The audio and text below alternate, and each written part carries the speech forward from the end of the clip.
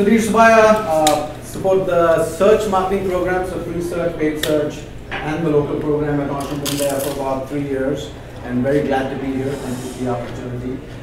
So today I'd like to share a bit about some of the trends that we're seeing in local search. So this is a specific, stuff that we've been seeing on the site. So what we've been seeing is a drop in branded searches. So this is not like an algorithm change or something major that's happened on Google, but we can see this big drop and shift towards local and social, and that's what I'd like to share with you today. 3 seconds. So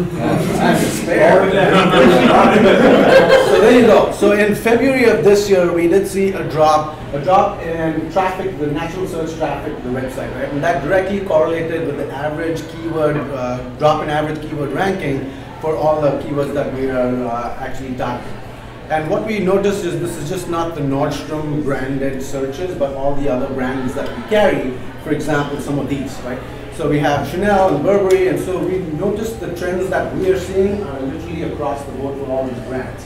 And so what we did is we took all these brands, put them into one bucket, and tried to analyze them as one bucket to see what actually is happening on the website and why they actually dropped. Right? And so here there are several different things on the website, right? We want to make sure, we want to understand if this is just applicable to us, or like what happened with competition, was this an algorithm change? We really didn't have all the details there, so we want to make sure that we truly understand this. There you go. So the first thing we look at is the SERP results, right? So when you look at a SERP result for some of those brands, you're going to see this knowledge graph. You got the customer service number there. People are going to click through call. They're not going to come to your site. You have all your social media websites lined up there. People are going to click through. That's going to be a link in the system. Not only are there social media links there, but they're also on the listings as well, right? You've got a lot of the local listings, so multiple Yelp listings and Outtable and outlet collections. These are other local websites that are having all these listings as well. So that's a big change that we've had seen that was not prevalent in the past.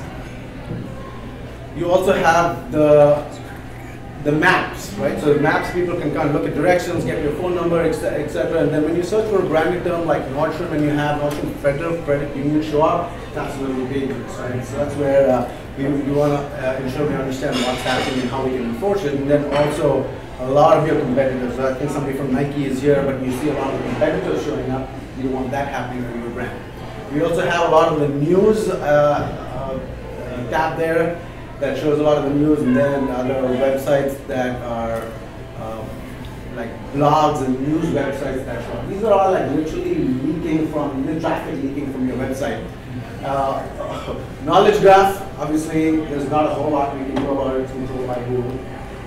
Local sites, so that's where we can actually control a little, and we can participate in those news packs and latest articles. To a certain extent, we can kind of participate in that and kind of get some visibility. And then we've seen a big push in mobile, social media sites, right? So when we took that bucket of keywords and compared it to our competitors to see what happened there, we see a lot of the retail websites that carry the same brand saw exactly the same drop at exactly the same time, right?